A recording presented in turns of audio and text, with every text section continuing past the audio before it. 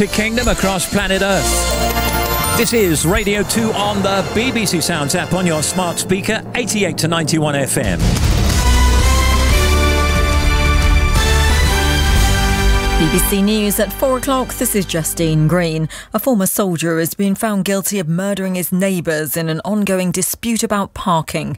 Colin Reeves, who's 35, attacked Stephen and Jennifer Chappell inside their home in Norton Fitzwarren in Somerset with a ceremonial dagger while their children slept upstairs.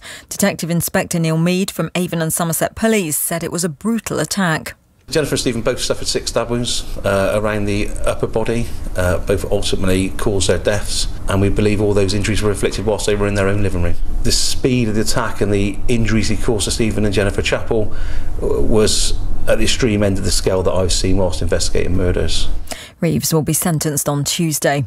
The Home Secretary Priti Patel has approved the extradition to the United States of the WikiLeaks founder Julian Assange. He's wanted by the American authorities over documents leaked in 2010 and 2011, which the US says broke the law and endangered lives. The Home Office said Mr Assange now had 14 days to appeal against the decision. Ukraine's bid to join the European Union has been given a boost. The European Commission has approved it becoming a candidate for membership, but the Commission President, Ursula von der Leyen, made clear there were still hurdles Kyiv needed to overcome. This is, of course, on the understanding that the country will carry out a number of further important reforms. In the view of the Commission, Ukraine has clearly demonstrated the country's aspiration and the country's determination to live up to European values and standards. It's been confirmed that Boris Johnson has arrived in Kyiv, where he's expected to meet President Volodymyr Zelensky. It's Mr Johnson's second surprise visit to the Ukrainian capital since the Russian invasion of Ukraine began. COVID infections are up across the UK, according to the latest figures that include the Jubilee weekend. An estimated 1.4 million people, or 1 in 45, had the virus, a rise of 43% on the previous week. Our medical editor Fergus Walsh has the details.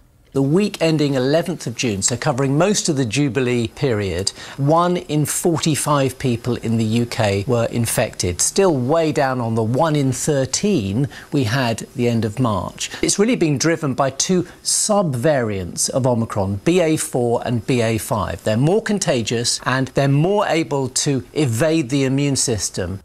Heathrow Airport has recorded a temperature of 32.4 Celsius, making it the hottest day of the year so far. A health alert has been issued for London, the east and southeast of England, as temperatures could creep even higher.